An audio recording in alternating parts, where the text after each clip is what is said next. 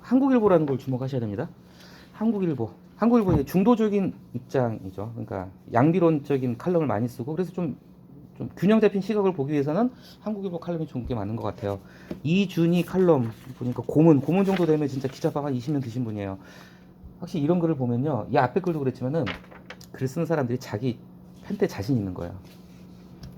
계속 글만 써서 밥 먹은 사람들이, 이 사람들. 그러니까 이런 글들 보면 어떤 불친절해요, 글이. 약간 중간에 그런 부분 나와요. 꼭 넣으면 좋았을 것 같은 접속어가 생략이 되는 경우도 있고요. 서술어도 과감하게 생략을 하고요. 뭐 예를 들면 앞에 글 같은 경우에 잠깐 보시면 앞에 글에, 그런데 맨 첫 장, 윤 대통령은 최근 선거에서 지더란 말을 불쑥 꺼내다. 그것도 공개석상에서, 뒤에 수로가 안 붙잖아요. 그것도 공개석상에서 한 말이다, 이런 말이 아니라 그냥 딱 여기서 끊어버렸죠. 이게 바로 제 표현에 의하면 자신감 있는 글쓰기입니다. 근데 이 글도, 그리고 이 글 제가 고른 이유는 뭐냐면요, 우리가 잘 쓰지는 않지만은 한 번쯤은 사전을 찾아보게 만드는 단어들이 굉장히 많이 들어가 있어요. 예. 저도 좀 이번 기회에 좀 찾아봤어요. 어렴풋이 알고 있던 정확한 뜻을 알고 싶어가지고. 그런 단어들이 상당히 많이 들어가 있어서 이 글도 좋은 글이고, 구조도 좋아요, 상당히. 그래서 골랐습니다. 제목부터 볼게요. 원인은 외부에만 있지 않다. 이거 잘 뜻을 봐야 됩니다. 외부에만 있지 않다. 이게 무슨 뜻일까요? 원인은 외부에도 있고 내부에도 있다, 그 뜻인 거예요. 외부도 원인이고 내부도 원인이다. 그러니까 이 글은 양비론적인 거예요. 외부에만 있지 않다. 대통령한테 충원을 하는 겁니다. 자꾸 대통령이 적으로, 뭐 이권 카르텔 어쩌고 적으로 돌리는 외부에만 있는 게 아니라 너 자신도 돌아봐라, 그런 뜻이에요. 근데 이걸 읽다 보면 느끼시겠지만은 대통령의 말에 일부 수긍하는 대목이 상당히 중간에 핵심으로 들어가 있잖아요. 예, 그런 뜻입니다. 그 세 줄로 간 굵은 글씨 볼게요. 반대 진영의 분노를 드러내. 진짜 저도 얼핏 읽어봤는데 분노를 드러냈어요. 상당히 이거는 일부 보수층에서도 이번 광복절 축사 좀 이상하다는 얘기 많이 나옵니다, 실제. 그 아래에 이제 요미우리 신문 스크랩한 거 보죠. 한자 부분 새로 써 있는 거 윤씨라고 돼 있죠. 윤씨. 이게 저는 여기까지 안 찾아봤어요. 일본의 어떤 얘네들 어법인지 뭔지 모르겠지만, 우리는요 지금 일본 총리가 누군가, 기시다인가요? 뭐 기시다, 예를 들면 기시다 씨라고 안 그러잖아요. 기시다 총리. 그죠? 우리 바이든 씨라고 안 그래요? 바이든 대통령 그러죠. 이 새끼도 바로 씨라고 그랬어요. 원래 이렇게 얘네들 어떤 이게 관례인지, 그 언어적인 관례라면 뭐 할 말 없겠지만 어쨌건 좀 그러네요. 아무튼 자, 뭐 제가 일본어는 잘 못하지만은 딱 제목이 그거예요. 윤 씨가 역사 문제에 대해서 언급을 안 했다는 거예요. 광복절에서 역사 문제 언급을 했다. 얘네들한테는 굉장히 좋은 반가운 뉴스인 거예요. 역사 문제를 언급을 안 한 게, 박근혜도 했고 이명박도 했어 옛날에. 근데 이번에 안 했거든요. 아예 안 해버렸어요. 네. 자, 이런 광복절 경축사는 처음이다. 역대 대통령 축사, 얼개 잘 안 쓰는 표현인데, 이게 뭐냐면 그 틀, 짜임새, 구조, 뭐 뼈대, 이런 뜻입니다. 역대 대통령 축사의 얼개는 다 비슷비슷했다는 거예요. 일단 독립운동의 가치, 뭐 고난 극복사, 통일 비전, 일본의 반성 촉구, 그리고 중요한 게 뭐냐면 이거 상당히 좋은 지적을 했습니다. 8.15 특사가 굉장히 크잖아요. 우리가 8.15 때 많이 풀어줍니다. 자기 친했던 정치인들도 풀어주고, 지금 뭐 국민 대통합 차원에서 8.15 특사, 우리 뭐 그러니까 일반 서민들 같은 경우 생계형 범죄 사범들 같은 경우 많이 풀어주죠. 그리고 모범수들 많이 가석방하고, 이게 뭐냐면 국민 통합을 강조하기 때문에 그런 거거든요. 근데 완전한 갈라치기 광복절 축사였다, 다 이런 평가가 많습니다. 분열적 표현은 삼가는 게 관행이었다. 그러면서 항상 뭔가를 얘기를 할 땐 비교로 대상을 가지고 오는 게 맞잖아요.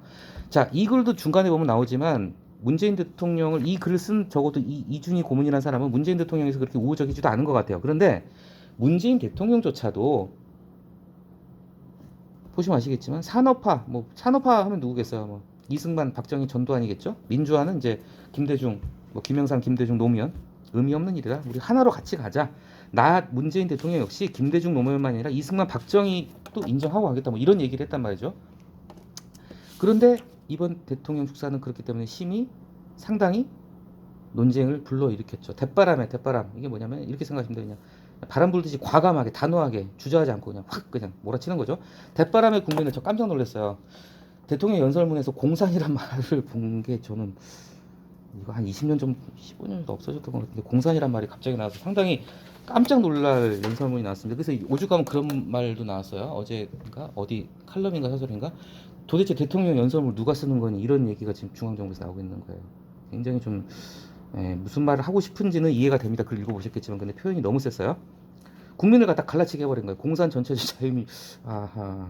자, 이전 반국가 세력의 연장선, 여기서 말하는 반국가 세력은 그 다음 단락에 나온 주사파 얘기입니다. 주사파 얘기. 이 글의 필자는요, 주사파는 당연히 비판받아야 되고 얘네들은 악마라고 이제 보는 시각을 가지고 있어요. 맞는 말이에요. 주사파는 정상 아니죠. 주사파가 뭡니까? 쉽게 해서 김일성 주체사상 추종하는 게 주사파잖아요. 정상 아니에요. 예. 어쨌건 주사파까지는 그렇다 쳐도 우려할 만한 건 그 외연 윤석열 대통령이 말하는 어떤 타도해야 될 대상, 깨부셔야 될 대상이 점점 확장되고 있다는 거예요. 그걸 우려를 하고 있는 거예요. 자꾸 저걸 늘리고 있다는 거죠. 자, 지난해에는 딱 주사파를 잘라서 얘기를 했어요. 뭐 3.1절인지 광복절인지 모르겠지만 어느 축사에서 그랬나 봐요. 지난해는 그래도 나왔어요. 진보 좌파 협치할 수 있다고 그랬어요. 진보든 좌파든 협치할 수 있지만 주사파만은 안 돼. 이건 당연히 맞는 말이죠, 당연히. 그래서 필자도 그렇죠. 마땅히 수긍할 만했다. 근데 얼마 전 자총 행사에서는 말씀드린 자총은 굉장히 옛날 반공연맹입니다. 반공연맹 굉장히 보수적인 단체예요. 거기서 종전선언의 가치를 부정을 했어요. 이거는 전에 제가 말씀드렸는지 모르겠지만요. 이 종전선언을 주장한다고 해서 이걸 갖다가 뭐 친북 세력, 뭐 가짜 평화 세력 이렇게 보면 안 돼요. 왜냐면은 종전선언은 미국도 중국도 주변 강대국들도 다 진지하게 논의를 했던 부분이고 트럼프도 종전선언을 갖다 언급을 하고 고려를 했었어요. 그 전에 조지 부시 대통령도 그랬었고 종전선언이 들어간 게 좀 잘못된 거예요. 뭐 제재 해제 같은 경우는 좀 뭐 결이 다르지만요. 그렇게 넓어졌다. 굴종적 대북 정책을 비판해온 입장, 이게 무슨 입장이죠? 건전한 보수들이에요. 그래서 대부분의 어떤 중도 보수, 건전한 보수, 온건 보수, 굴종적 대북 정책 비판의 입장. 그러니까 극우 보수가 아니라 우리가 흔히 얘기하는 뭐 태극기 부대가 아니라 건전한 정상적인 보수들 입장에서도 나오죠. 이 언명 입장을 말로 발표한다, 분명히 한다 그런 뜻이에요. 그러니까 뭔가 말하다보다 더 강한 표현입니다. 말을 갖다가 더 분명하게 이제 제시한다는 거니까요. 자, 잠옷도 상당히 잘 안 쓰는 표현이 나죠. 생각보다 훨씬이라는 뜻이에요. 생각보다 훨씬 위험. 그러니까 중도 보수, 건전 보수 입장에서 봐서도 보수 내부에서도 요번 광복절 축사는 너무 나갔다는 얘기가 많이 나왔거든요. 건전 보수 입장에서 좀 위험해 보였다, 아슬아슬해 보였다. 자, 그러면서 이제 은근슬쩍 끌어들였죠. 이러면은 상대편을 다 수구 적대 세력을 몰았던 전 정권, 뭐 누구죠? 문재인 정권이죠. 문재인 정권도 약간 이런 면이 있었어요. 반대파들은 다 수구 적대 세력을 좀 몰아붙였습니다. 지금만큼은 아니지만은. 그렇다면 문재인 정권하고 너하고 다를 게 뭐 있니? 자, 그래서 급기야 결국은 공산 전체주의 읽어보셨겠지만 자, 이 말이 맞아요. 진보정당이나 노동단체 간부가 있을 겁니다. 그 중에서 몇 명은 실제 있다고 봅니다. 저도 있어요. 없진 않아요. 북한 지령에 따라 움직이는 간첩이 있을 수는 있다고 생각을 합니다. 그리고 적발 얘기도 했죠. 근데 대다수의 그 구성원들, 선량한 노조원들이나 선량한 정당, 진보 정당원들까지 같은 범주로 싸잡아서 묶어버리면 안 되는 거죠. 그러면서 자, 윤 대통령을 비판하는 글이잖아요. 그래서 비판하기 위해서 네가 그렇게 자유자유 강조하고 민주주의 강조했는데 이거는 아니라는 거죠. 지금 윤 대통령의 이 발언 자체는 상당히 위험한 독재적인 전체주의적인 발언으로 보일 수가 있거든요. 너 그렇게 입으로만 자유자유 외치고 민주주의 외쳤는데 네가 얘기한 자유민주주의하고 배치되는 것이다. 이렇게 얘기를 하고 있죠. 그래서 여기까지 단락들은 윤석열 대통령의 광복절 축사를 갖다가 좀 너무 나갔다는 점을 이제 얘기를 했어요. 그런데 이제 이 글이 재밌는 게 뭐냐면 바로 이제 앞에서는 좀 말이 심했어 그 얘기를 네 단락에 걸쳐서 하고 나서 그 다음 두 단락에서는 일부 수긍을 해요. 윤석열 대통령의 발언 중에서 일부 수긍, 짐작은 간다. 이게 뭐냐면 그래 끄덕끄덕 어느 정도는 내가 공감하겠다. 그 다음 단락에서도 그의 큰 국정 방향에는 대체로 공감하겠다. 일부 수긍을 넣어준 거예요. 그러니까 제가 말씀드렸잖아요. 상대를 설득을 하려면요. 상대를 인정하고 들어가야 돼. 일부는. 일부 수긍. 그래야지 상대방의 기분이 덜 나쁠 것이고 더 설득이 되겠죠. 어떤 토론의 기본적인 토론이나 논설문의 스킬인 거죠. 그래서 일부 수긍하고 들어갑니다. 이 글은 어쨌건 최종적으로는 윤석열 대통령이 좀 이렇게 자기 성찰을 해라 비판하는 글인데 비판을 하기 위해서 윤석열 대통령의 노선을 갖다 일부 수긍하고 들어간 거예요. 짐작은 간다. 그래 뭐 그럴 법도 하다. 좀 답답하겠죠. 뭐 어쨌건 윤석열 대통령의 가치관이요. 정통성을 복원하고 북핵을 억제하고 진력, 온 힘을 다해서 매진을 하고 싶은데 국민 열의 여섯 일곱 마음을 열지 않는 그죠. 지지율이 지금 뭐 30% 40%니까 열의 여섯 일곱 마음을 안 열고 있어요. 화가 클 것이다. 열이 받겠죠. 그래서 이 화살은 윤석열 대통령이 쏜 화살은 사실을 왜곡 전파하는 적대 세력 뭐 이렇게 얘기하자면 뭐 진짜 극좌파들 이제 어떻게 윤석열 대통령 입장에서 봤을 때 정말 반국가 세력이라고까지 하고 싶을 정도의 그런 어떤 반대 세력들의 준동.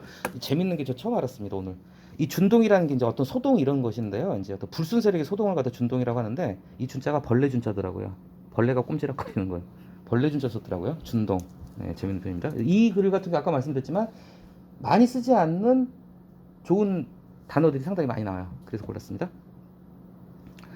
자, 그래서 뭐 반국가 세력의 행위 규정에 여기서 반국가 세력의 행위 규정 이게 좀 읽으시면서 바로 한 번에 안 들어오셨을 수도 있어요. 저도 그랬어요. 이게 뭐냐면 반국가 세력이 어떤 행위를 한다. 그럼 그 반국가 세력의 행위를 갖다가 윤 대통령이 이제 정의를 내린 거예요.